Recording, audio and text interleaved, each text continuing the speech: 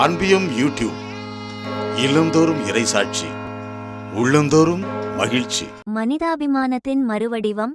சகோதரி வெரோனிகா ராகோவாவின் 10ஆம் ஆண்டு நினைவு நாள் 1958ஆம் ஆண்டு அப்போதைய செக்கோஸ்லோவாக்கியாவில் பிறந்த சகோதரி வெரோனிகா தூய ஆவியின் ஊழியர்கள் சபையைச் சேர்ந்தவர். சூடான் மக்கள் விடுதலை இராணுவத்தின் வீரர்களால் ஒரு சோதனைச் சாவடியில் சகோதரி வெரோனிகா சுடப்பட்டார். சகோதரி வெரோனிகா ராகோவா வெரோனிகா ராகோவா படுகொலை செய்யப்பட்டதன் 10ஆம் ஆண்டு நினைவு நாளையொட்டி மே 17 ஞாயிறன்று அவரது சொந்த ஊரான பானோவில் பனோவ் நினைவு திருப்பலி நடைபெற்றது. இத்திருப்பலிக்கு பேராயர் நிகோலா கிராசோலி அவர்கள் தலைமை தாங்கினார்.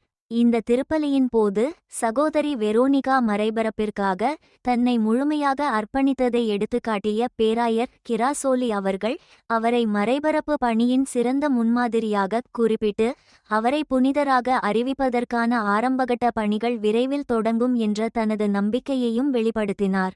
சகோதரி வெரோனிகா ராகோவா மறைந்து 10 ஆண்டுகள் கடந்த நிலையிலும் அவரது இறை நம்பிக்கையும் சேவையும் ஸ்லோவாக்கியா மற்றும் தெற்கு சூடானில் உள்ள மக்களுக்கு தொடர்ந்து ஊக்கமளித்து வருகின்றன.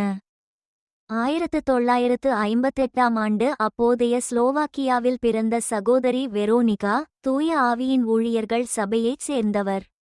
இவர் கானாவிலும் பின்னர் சூடான் மற்றும் தெற்கு சூடானிலும் மறைபணி மருத்துவராக பணியாற்றினார்.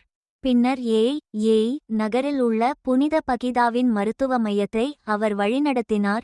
கடந்த 2016 மே 16 அன்று தென் சூடானில் ஆபத்தான நிலையில் இருந்த கர்ப்பிணி பெண்ணை மருத்துவமனையில் சேர்த்துவிட்டு திரும்பிய சகோதரி வெரோனிகா இராணுவ வீரர்களால் சோதனைச் சாவடியில் சுடப்பட்டார்.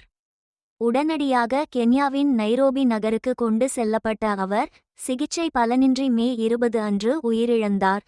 தான் ஏன் தென் சூடானை விட்டு வெளியேறவில்லை என்பதற்கு கடவுள் எங்களோடு இருக்கிறார், நாங்கள் சரியான இடத்தில் தான் இருக்கிறோம் என இறப்பதற்கு முன்பு சகோதரி வெரோனிகா அளித்த உருக்கமான விளக்கமே அவரது அசைக்க முடியாத அர்ப்பணிப்புக்குச் சான்றாகும்.